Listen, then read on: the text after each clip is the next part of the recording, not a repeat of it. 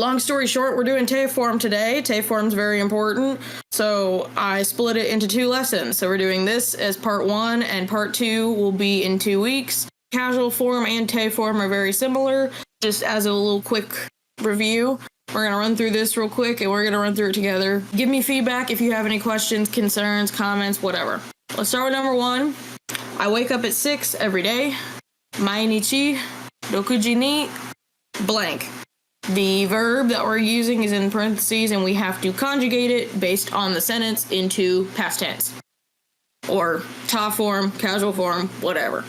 Okiru is a group 2 or a root verb. So all you have to do is drop the ru and add ta at the end. So mainichi rokuji ni okita. So okiru turns into okita. Excuse me, I said stuff wrong. It's not just past tense, it's all just casual form in general. Duh, my bad. I wake up at 6 every day, so it's just okiru. My bad. Alright, number 2. Tomodachi to eiga o blank. I do not watch a movie with my friend. So, do not watch. That is still casual form, but present tense and in the negative. So, miru is to watch or to see, whatever. You still drop the ru and add the ending. So in this case, because it's negative, you add nai at the end. So, tomodachi to eiga o minai. 3. Shigoto no ato de uchi ni blank. After work, I do not return home. Return home is kaeru. And this is one of the deceptive ones that has aru at the end of it, but it's actually a group 1 u verb. Kaeru is just one that you gotta memorize. There are not many verbs like that have the ru and are group 1 verbs, but yeah, you just have to memorize those. Kaeru is probably the most common, so just know that essentially. I do not return home. You have kaeru, and you have to change the ru to a ra, whatever with the a sound, no matter what the ending is, and add nai because it's negative. Kaeranai. Shigoto no ato de uchi ni kaeranai. 4. I went to Japan. Nihon ni blank. Iku is to go. I went to Japan, so it is past tense. This one's actually past tense. Iku is also an irregular. That's just one you also have to memorize. It just changes to ita. Normally, for the ku ending, if you're doing the casual past tense, you have to change the ku to an e, the e character, and ta at the end. So it'd be ita. Like, that just sounds weird, so we're just gonna say ita. Yeah, the 2 e's, that doesn't work, so. Ita. Nihon ni ita. I went to Japan, which for me is true, which we love. So, number 5, mainichi ongaku o listen, which is kiku. So, I listen to music every day. Kiku is the infinitive, but it would also, in this case, just be kiku because it is the plain positive form for casual form. You just use the infinitive. Mainichi ongaku o kiku. Te form, woo! So te form is used a lot once you get up into like intermediate Japanese, I would say. Yeah, you see it a lot in everyday speech, in formal, in casual, literally everywhere. If you're connecting things, this would be a way to form more coherent sentences instead of like, you know, the beginner sentences that we all gotta get there. We all gotta start somewhere, so no shame whatsoever. But like, the beginner sentences like, I go to the store, I go home, I take a shower, like stuff like that. But when you do more connecting sentences, which you can connect more than just 2, it would be, I go to the store, I go home, then I take a shower. Like, that's all one coherent sentence made with little bitty sentences, if that makes sense. So te form is helpful for that. So you connect actions, I do this and I do this. It's basically saying this and then this and then this. It's like telling a cohesive, not necessarily a story, but a timeline. Another one is you make polite requests using te kudasai. I don't know, please pass the soy sauce. Something like that. You describe ongoing actions, which is similar to the ing ending in English. Te imas or te iru, same thing. And then giving commands or asking permission, which the top two, actually no, sorry, connect actions we're doing today. Te kudasai, which is polite requests, and giving commands and asking permission, those two will be in part 2 for sure. Like I said, here's a little overview of kind of what the idea is. Connecting actions we're doing today, 100%. That is probably the biggest use for te form. And then ongoing actions, something that you're doing often or like doing currently, I guess. You can use it for habitual things and for just general, I am swimming, I am studying, like what I'm doing right now. Polite requests, asking for permission, prohibition, meaning you're not allowed to do this or you must not do this. And then resulting state, that's kind of what I said a minute ago, habitual things. So, kekkon shite imasu is a good example of that, like I am married, like not necessarily like I'm getting married, like right this second. It is like, this is my status, is a good way of thinking of it. Like, I am married right now. Working on these conjugations, we're starting with group 1 of the u-verbs. If you were in one of my lessons before, this will look very familiar. Whatever the ending of the verb is for group 1, it would be whatever the u sounding character would be. So u, mu, ku, whatever. Depending on what that character is, depends on what you change it to in te form. So they're all grouped a little bit differently, but this is your litmus. So starting with u, tsu, and ru verbs. So the ru ending here is those deceptive verbs like kaeru, where it ends in ru, but it's an actual u verb, group 1. There are not very many of those, remember. But if they exist, which they do, you just have to memorize it. 3 examples would be kaeru, to return, and then aru and iru, which is like to exist, whether it be a living thing or a non-living thing. So yeah, those are the big ones that you'll see mostly in beginner Japanese. Those 3 endings, u, tsu, and ru, you drop the u sounding character and add te in there. And I say te because there's a tiny tsu in there. Remember, that's the small tsu that gives you a little jump in the pronunciation. So the example there is kau, which is to buy. You drop the u and add te in there. So katte. There's a little jump that's not the normal size tsu. Just remember that. And it's just katte. Next, nde is for mu, bu, and nu ending verbs. So the example there is nomu, which is to drink. So you drop the mu and add nde. So it's nonde. There are several of those, several different ones. Like shinu is to die, so shinde. Oh, I'll show my geek here. You know the quote from anime? I don't even remember what anime it's from, but ore wa mo shindeiru. That stupid quote that people say all the time. Mo shindeiru there is a good example of te form, as in the status. Like, you are already dead. Your status is dead. You're not, in this case, you're not actively dying.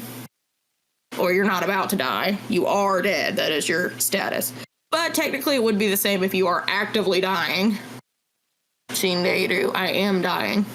But, you know, I digress. That's I don't want to say real world example, but a relatable example if you watch anime.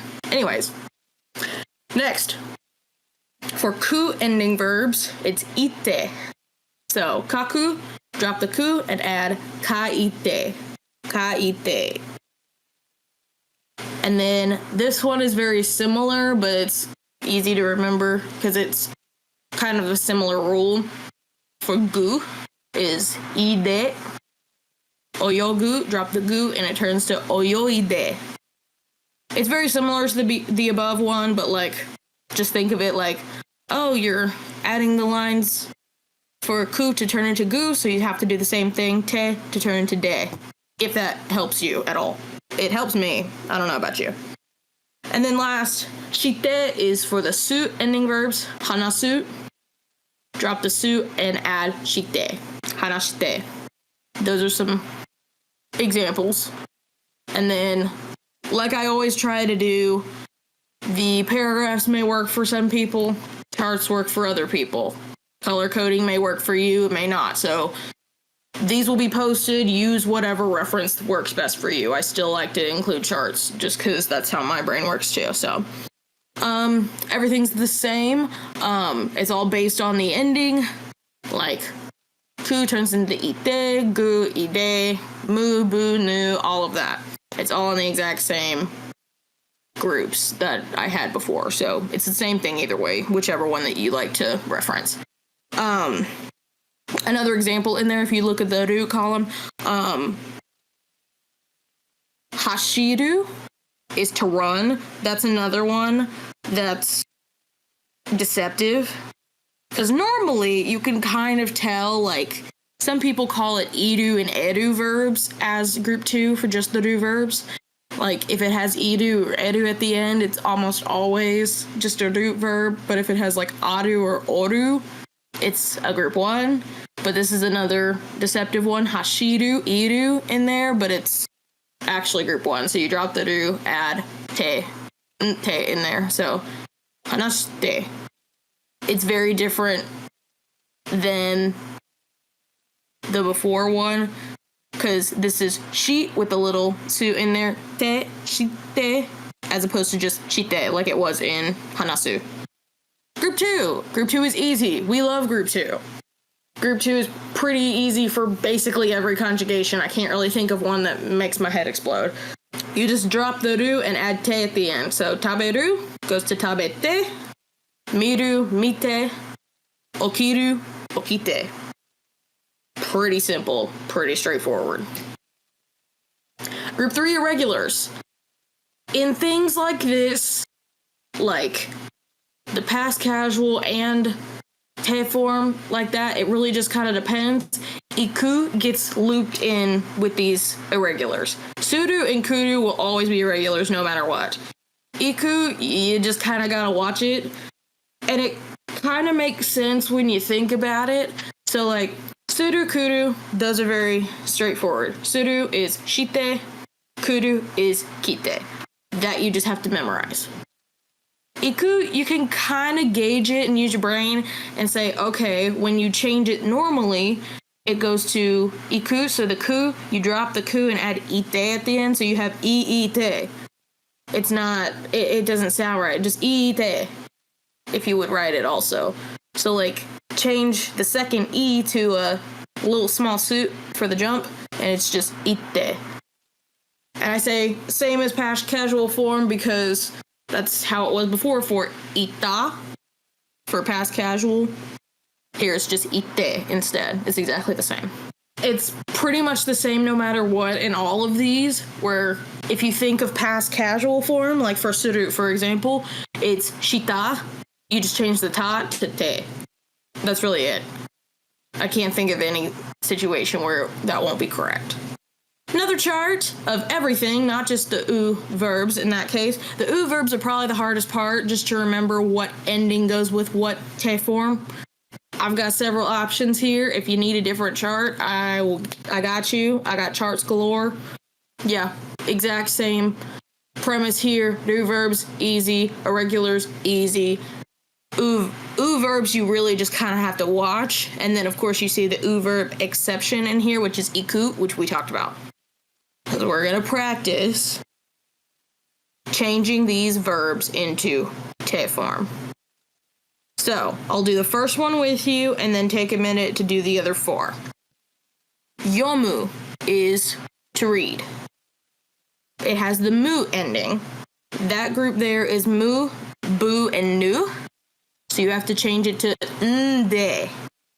So yomu turns into yonde. It's really just about memorizing what those endings are, and then you've got it.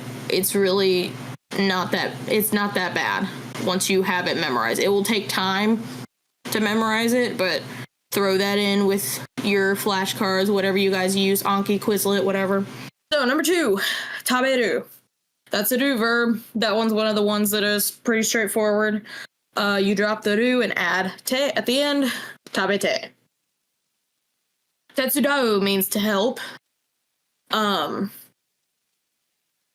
u verb at the end, you drop that and just add te at the end, and te with the small tsu in there. Tetsudatte. Number 4, kiku is to listen. The ku sound, you drop that and add ite at the end. So kite. And then last one, iku. That's one of the irregulars that we've added. Ite. We can just run through these real quick. Sabu is the same group as mu. So asonde in here. Just like I said, mu, bu, and nu, same. So nomu is nonde. Kaku, same thing as what was it, number 4 on the other one? I don't know. Kaku, kaite. Matsu is tsu, u, and ru. So matte. And then suru is an irregular, shite. Because it's regular. Just wanted to show you some more examples. We didn't have to, break out and do it. But yeah. Okay.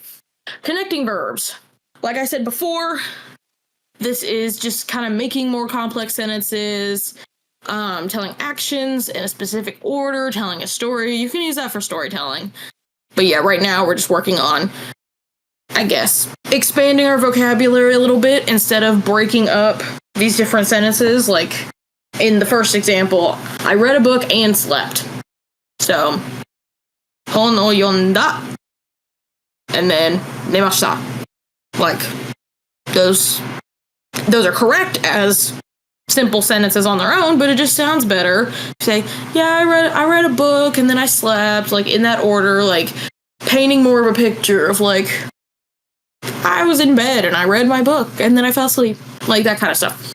So here, I put the first sentence in the past casual form, so it's a lot easier to convert it straight to te form.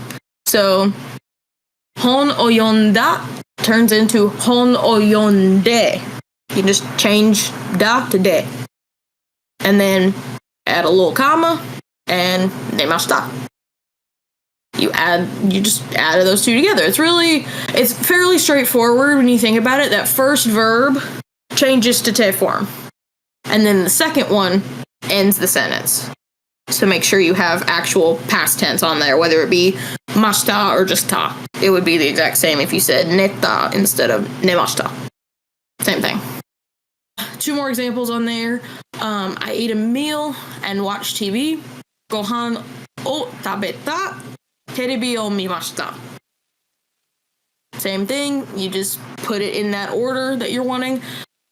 In this case, it would still be correct if you flipped them. It would be like, I watched TV and ate a meal instead. Like, it's like that.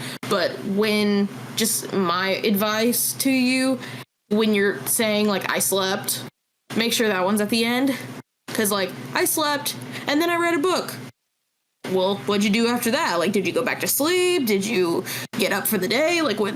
It makes it seem not final, unless it's not final, and it doesn't have to be final. So, example 2, I went home and slept. Same thing.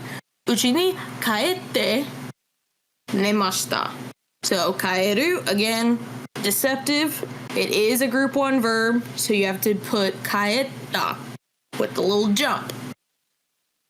Those are just some examples of just combining the sentences. Yeah, it's pretty straightforward. You only change to te form on the first verb, and then finalize it with ta with the second.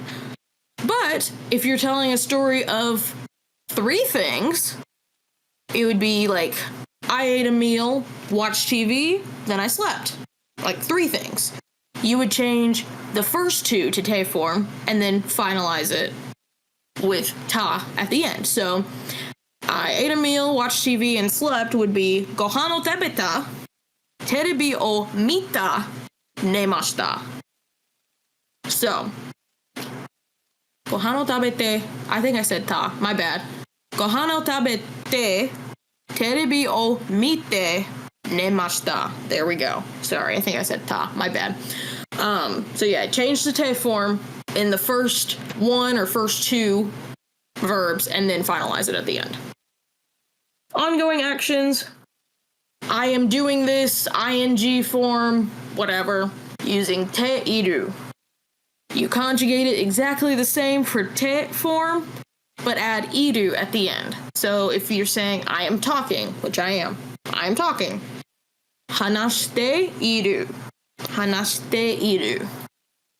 Conjugate it the same, just add iru. You can also add imas, which is the formal form that I've got up there.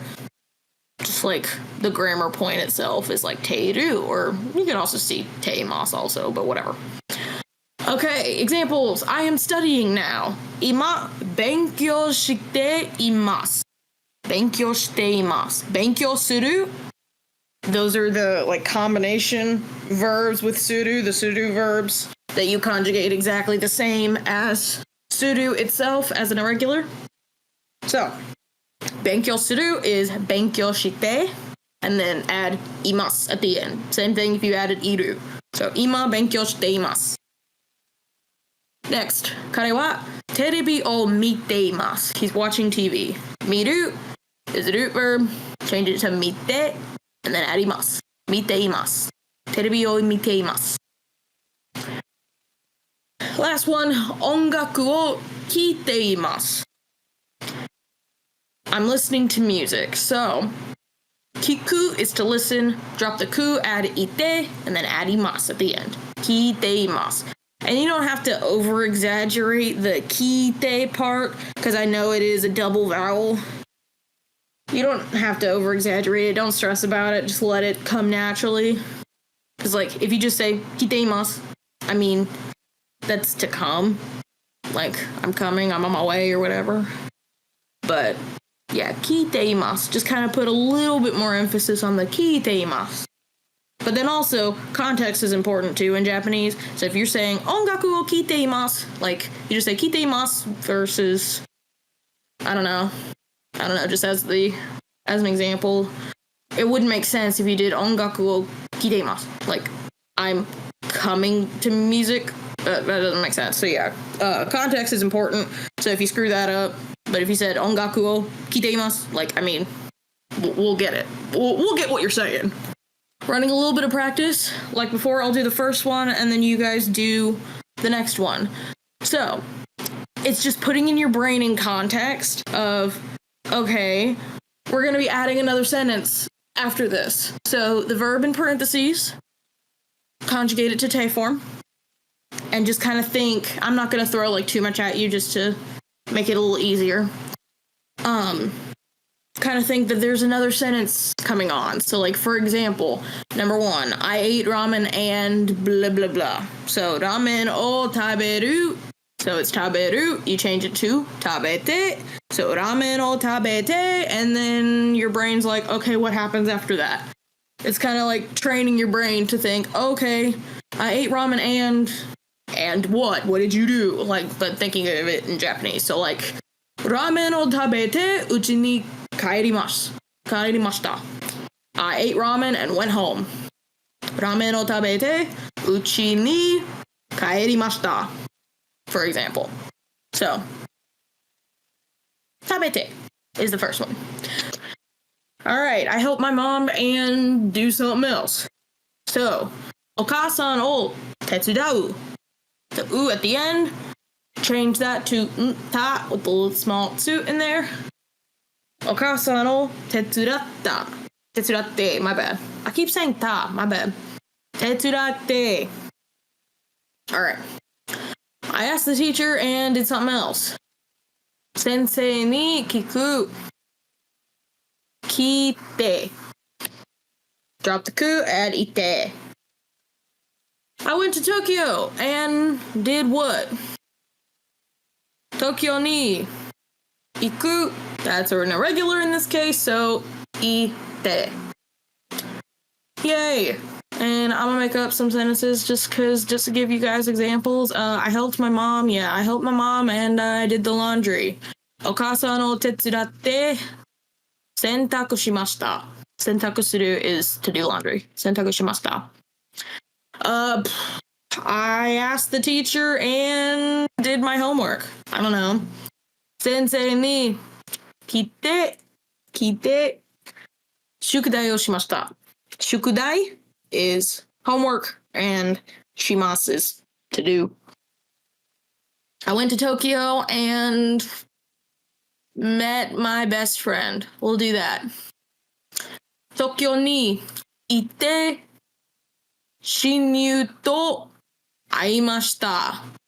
Literally translated would be best friend. I met with my best friend, but that's just kind of how they do it. 親友 is best friend, by the way. Just new vocab. You could still say tomodachi. Tomodachi is still friend, but like best friend is 親友. And has the same kanji as like parent and friend. Like ryoshin and the ryo from roshin and then friend. Tomodachi. Polite requests. Asking for permission, prohibition, and resulting state. Resulting state is pretty easy. There aren't a lot of examples of that. Like, I'm married, I'm single, I'm dead, I don't know. I can't really think of any more. But I'll look and see if I can find any more that could be helpful. So yeah, that one's not really a big one. Main three are polite requests, asking permission, and prohibition.